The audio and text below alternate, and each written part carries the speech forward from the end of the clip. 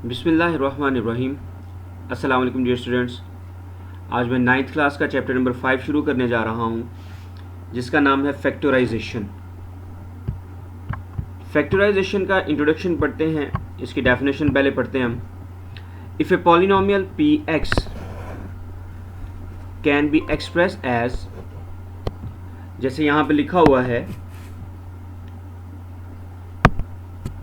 px equals to g of x multiplied by h of x, then each of the polynomials g of x and h of x is called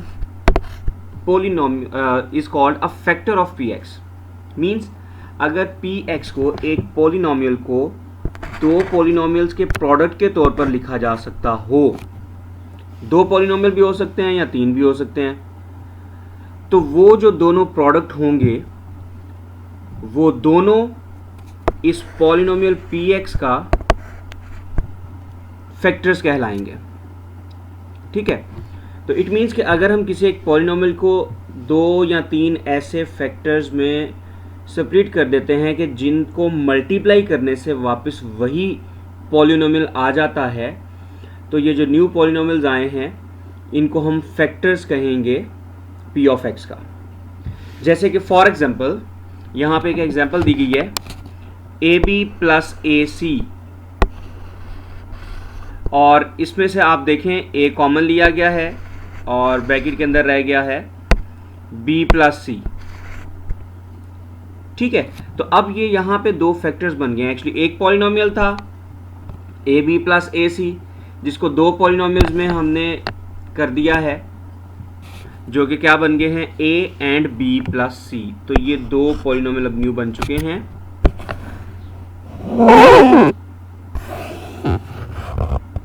ये वाले a and b plus c, a and b plus c are the factors of ab plus ac। Last lines आप देखें, when a polynomial has been written as a product consisting only of prime factors. Prime factors means ऐसे factors जो अब मज़ीद divide ना हो सकते हो, किसी भी नंबर पे डिवाइड ना हो सकते हो, उनको प्राइम फैक्टर्स कहते हैं। जैसे आप प्राइम नंबर्स के बारे में जानते हैं कि ऐसे नंबर्स जिनको मज़ीद डिवाइड ना किया जा सकता हो, 2 है, 3 है, 5 है, 7 है, उस तरह से ऐसे फैक्टर्स जिनको मज़ीद डिवाइड ना किया जा सकता हो वो प्राइम फैक्टर्स कहलाएंगे। Then it is said to be factored completely.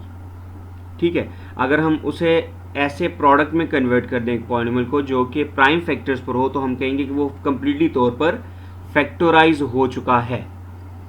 इसकी कुछ टाइप्स हैं। टाइप्स में आप सबसे पहली टाइप देखें, factorisation of the expression of the type K A plus K B plus K C. ऐसा एक पॉलिनोमियल जिसमें तमाम टर्म्स में से कोई एक नंबर, वो कांस्टेंट भी हो सकता है, वेरिएबल भी हो सकता है, कॉमन आ जाता है। जैसे कि एग्जांपल दी गई है 5a minus 5v plus 5c, और इस एग्जांपल में अगर आप देखें तो 5 सब में से कॉमन आ जाता है, बाकी रह गया a minus b plus c। इस तरह से एग्जांपल 2 है, वो आपको देखिएगा। अब हम आगे चलते हैं नेक्स्ट। ये एक फर्स्ट टाइप हमने कर ली कि फर्स्ट टाइप को हमने कैसे करना है। अब हम आगे चलते हैं सेकंड टाइप की तरफ।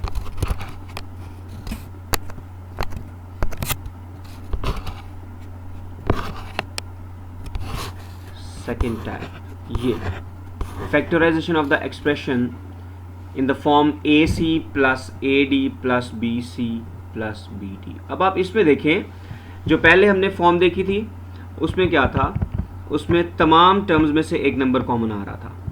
अब ये जो सेकंड टाइप हम देख रहे हैं, इसमें दो में से पेयर्स में से यानी कि एक कॉमन आ जाएगा। जैसे कि आप देखें इन दोनों में A कॉमन आ रहा है और थर्ड और फोर्थ में से B कॉमन आ रहा है, और इस तरह से ये हमारे पास यहाँ पे फैक्टर्स बन जाते हैं। ठीक है, अब इसको मज़ीद सॉल्व करेंगे डेफिनेटली, तो वो सॉल्व यहाँ पे सोल्यूशन यहाँ पे है, ये आपको देखिएगा, एग्जांपल्स दी गई हैं इसकी। थर्ड जो टाइप है वो ये है कि अगर फॉर्मूला बन रहा हो a square plus 2ab plus B square वाला, या a square minus 2ab plus B square वाला, तो उसको कैसे सॉल्व करते हैं, ये एग्जांपल 1 दी गई है। आप इसमें देखिए 25x स्क्वायर भी एक कंप्लीट स्क्वायर है, और हाँ और इस तरह से ये यहाँ पे एंड पे 40x लिखा हुआ है, लेकिन 40x कंप्लीट स्क्वायर नहीं है, लेकिन 16 कंप्लीट स्क्वायर है।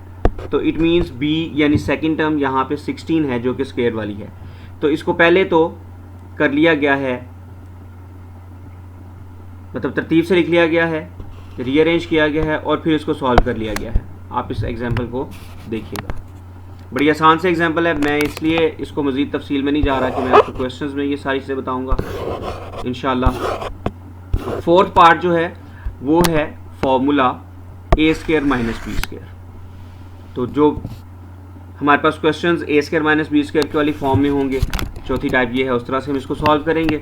और जो लास्ट टाइप है, आप इसको अगर देखें तो ये है a square plus minus 2ab plus B square minus c square. Means इसमें दो स्क्वायर वाले फॉर्मूलाज बन रहे हैं। पहला ये वाला जो कि a square plus 2ab plus B square वाली फॉर्म में है, और दूसरा एंड पे जब ये पूरा एक स्क्वायर बन जाएगा इस तरह से सी स्क्वायर भी एक पूरा स्क्वायर है। तो फिर इसमें दो फॉर्मूलाज यूज़ होंगे। अब मैं डायरेक्ट आता हूँ, जो 5 टाइप्स थी जो हमने डिस्कस कर ली हैं, इनके क्वेश्चंस करेंगे, एग्जांपल्स आप खुद कीजिएगा। तो मैं आता हूँ डायरेक्ट अब एक्सरसाइज नंबर 5.1 पर। तो एक्सरसाइज नंबर 5.1 में आप देखें, पहला क्वेश्चन फैक्टराइज करना है। इसमें तमाम क्वेश्चंस को ही डेफिनेटली हमें फैक्टराइज करना है। क्वेश्चन नंबर 1 आप देखें, इसका part 1 2abc minus 4abx plus 2abd।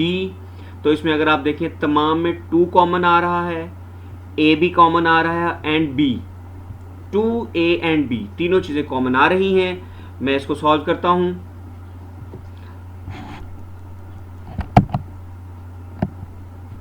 जी, तो मैं क्वेश्चन नंबर लिखता हूं, इसका क्वेश्चन लिखता हूं पार्ट 1 जो कि है 2abc माइनस 4abx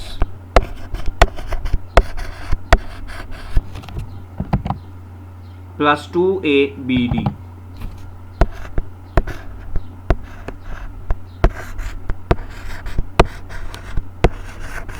जी, तो ये क्वेश्चन है।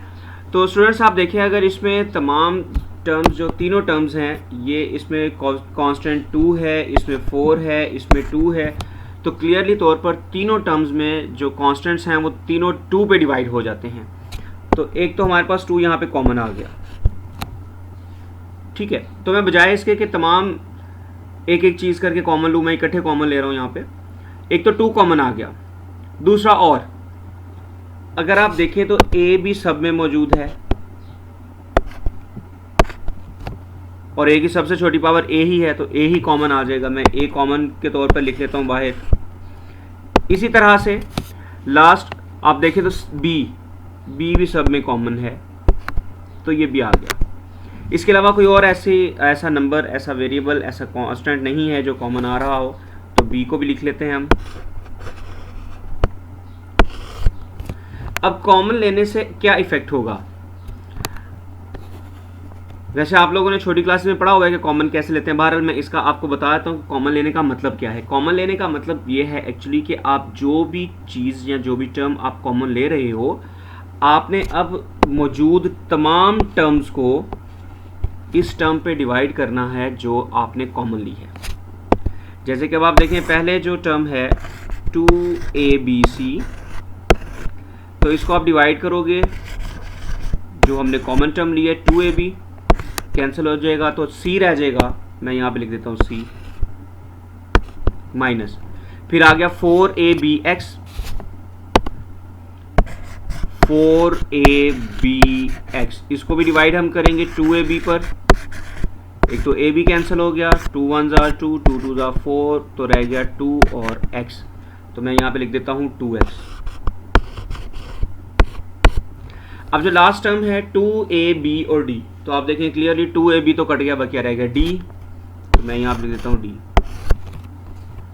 अब मजीद आप देखें, इसमें ना तो कोई चीज़ कॉमन आ रही है ना कट रही है, तो यही हमारा आंसर होगा 2ab into c minus 2x plus d। ठीक है, इस तरह से।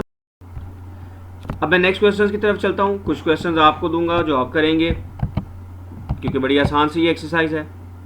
अगर आप सेकंड पार्ट में देखें 9xy माइनस 12x² और 18y², तो इसमें डेफिनेटली x भी x 2 में है तो x तो कॉमन नहीं आएगा, लेकिन y तीनों में है, y कॉमन आ जाएगा।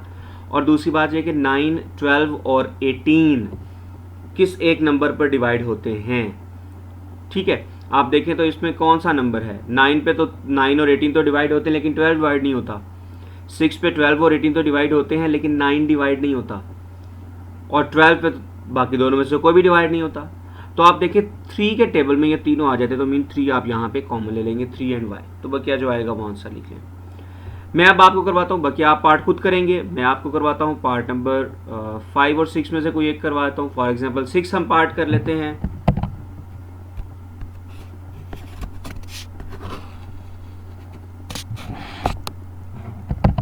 जी, पार्ट नंबर 6 है 2xy³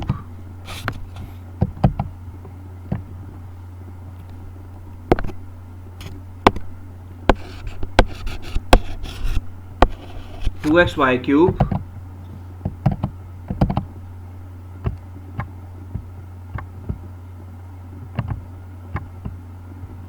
जस्ट अ मिनट, ये थोड़ा सा ऊपर हो गई है बुक।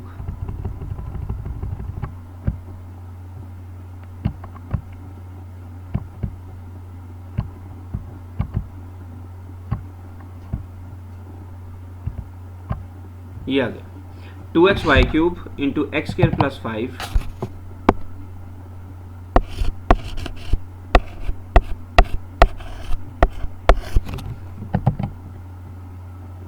प्लस 8xy²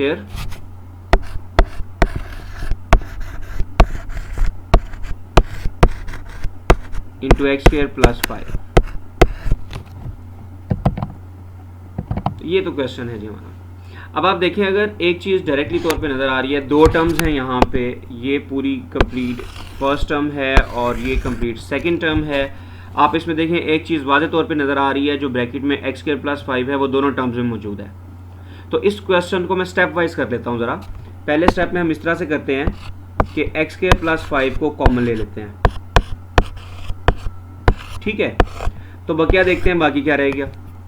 अगर x² प्लस 5 कॉमन लिया तो मीन ये जो फर्स्ट टर्म पूरी की पूरी है, इसको हमने एक्चुअली x² प्लस 5 पे डिवाइड कर दिया, तो x² प्लस 5 तो कट जाएगा, बकिया रहेगा 2xy³ मैं उसको लिख लेता हूँ 2xy³ प्लस 8xy², चूँकि यहाँ पे भी x² प्लस 5 कट जाता है। अब मज़ीद आप देखें कुछ कॉमन आता है तो उसको देख लेते हैं। एक तो x² प्लस 5 तो है ही, वो तो पहले से बाहर मौजूद है, अब तो उसको वैसे ही लिख लिया। अब बकिया में आप देखें ये 2 है, ये 8 है, दोनों 2 पे डिवाइड हो जाते हैं, तो कॉमन एक तो आ गया 2। फिर यहाँ पे ये x है और ये भी x है, तो एक तो x भी कॉमन आ गया हमारे पास। और लास्ट पे अगर आप देखें तो ये y³ है और ये y² है। y³ और y² में छोटी पावर y² है, मीन छोटी टर्म, तो y² कॉमन ले लेते हैं, y² आ गया कॉमन। अब देखें ब्रैकेट में क्या रह जाता है, 2xy³ 2x और y² चूँकि हमने कॉमन ले चुके हैं, तो बाकी यहाँ पे रह जाता है y प्लस 8 को 2 पे जब डिवाइड करेंगे तो ये आ जाएगा 4, और बकिया x और y² हैं वो चूँकि हमने बाहर कॉमन लिए हैं इसलिए वो ऐसे यही आ जाएगा। तो ये एक्चुअली हमारे पास आंसर आ गया। इसको आप रीअरेंज करके लिख लें अगर, तो कुछ इस तरह से लिख सकेंगे 2xy² into y plus 4 into x² plus 5। तीन टर्म्स हैं, तीनों को जैसे मर्जी लिख लें, तीनों में से जो मर्जी टर्म पहले लिख लें, जो मर्जी दूसरे पे लिख लें, जो मर्जी तीसरे पे लिख लें, इससे कोई फ़र्क नहीं पड़ता है। तो आप देखें जो ऐसे क्वेश्चन हो जिनमें थोड़ा सा ज़्यादा चीज़ें आपको कॉमन लेनी पड़े और उसमें आपको चाहिए कि एक एक टर्म करके आप कॉमन लेते जाएं।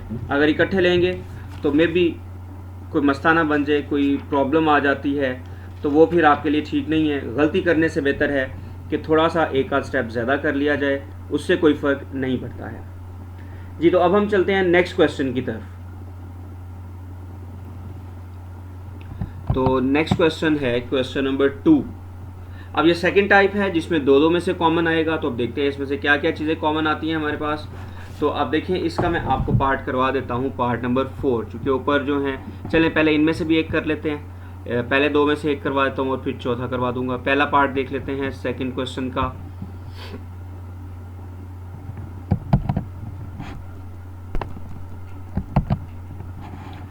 Five a x minus 3ay, 5ax minus 3ay minus 5bx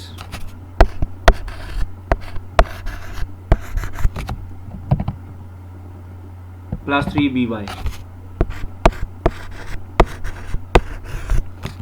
अच्छा, अगर आप देखें तो फर्स्ट टू टर्म्स जो हैं इनमें a कॉमन आ रहा है और कुछ चीज़ कॉमन नहीं आ रही है, तो ठीक है, हम a इसमें से कॉमन ले लेते हैं। तो taking a common from first two terms we get in bracket 5x minus 3y। अब बाकी जो दो टर्म्स हैं इसमें आप देखें b दोनों में कॉमन आ रहा है। अब बात यह है कि जब ब्रैकेट के अंदर, चले मैं पहले सिर्फ b लिखता हूँ, साइन की मैं बाद में बात करता हूँ। हमने ले लिया b कॉमन, अंदर क्या आएगा ब्रैकेट में आ जाएगा 5x, और ये सेंटर वाला साइन मैं अभी नहीं लिख रहा, मैंने b का साइन भी नहीं लिखा और ये भी नहीं अभी लिखा, आपको इसकी वजह है वो भी आपको बता देता हूँ। दूसरा, अब आप देखें, और यहाँ से अगर सेकंड टर्म में से आप b कॉमन लेते हैं तो इसमें बाकी क्या बचा 3y, तो मैं 3y लिख देता हूँ यहाँ पे। अब इस तरह के क्वेश्चंस में होना ये चाहिए कि जो ब्रैकेट के अंदर आ रहे हैं दोनों टर्म्स जो ब्रैकेट में आ रही हैं, मीन ये वाली और ये वाली जो सेकंड टर्म है, ये दोनों आपस में इक्वल होनी चाहिए। और अगर ये इक्वल नहीं है तो आप समझ जाएं कि आपने क्वेश्चन को कहीं से गलत कर दिया है। ठीक है, तो आप देखें 5x दोनों में है, 3y भी दोनों में है। अब 5x पॉजिटिव आना चाहिए, 3y नेगेटिव आना चाहिए, लेकिन अगर मैं यहाँ पर b के साथ प्लस का साइन लिखता हूँ तो फिर डेफिनेटली ये नेगेटिव आएगा और ये पॉजिटिव आएगा, तो वो तो नहीं बनेगा जो कि पहले वाली ब्रैकेट में है। तो फिर इट मीन्स कि हमें यहाँ पे पॉजिटिव साइन कॉमन नहीं लेना है, हमें यहाँ पे कुछ और कॉमन लेना पड़ेगा जो कि क्या होगा, नेगेटिव साइन। अगर हम नेगेटिव साइन कॉमन लेते हैं तो 5x जो है उसका साइन चेंज होकर, जब ब्रैकेट के बाहर नेगेटिव होता है तो अंदर वाले साइन वो चेंज कर देगा डेफिनेटली। ठीक है, चूंकि हमने बाहर माइनस कॉमन लिया है तो अंदर के साइन चेंज हो जाएंगे, 3y के साथ यहाँ पे नेगेटिव साइन आ जाएगा। अब आप देखें जब फर्स्ट क्वेश्चन की तरह से बन गया कि ये देखें अब दो टर्म्स हैं, एक ये वाली टर्म है, सेकंड ये पूरी टर्म है, दोनों में 5x माइनस 3y कॉमन है। तो हमने अब 5x माइनस 3y तो ले लिया कॉमन। अब जो बाकी रह जाता है वो लिख लेते हैं। फर्स्ट टर्म में से a बचा और सेकंड टर्म में से बचा b। तो ये आंसर है आपके क्वेश्चन नंबर 2 के पार्ट नंबर 1 का। ठीक है, अब मैंने कहा था आपको एक लास्ट पार्ट भी इसका करवा दूंगा, तो लास्ट पार्ट हम करते हैं इसका।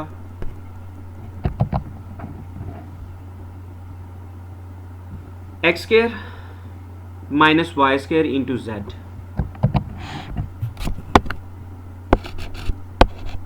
X square minus Y square into Z plus Y square minus Z square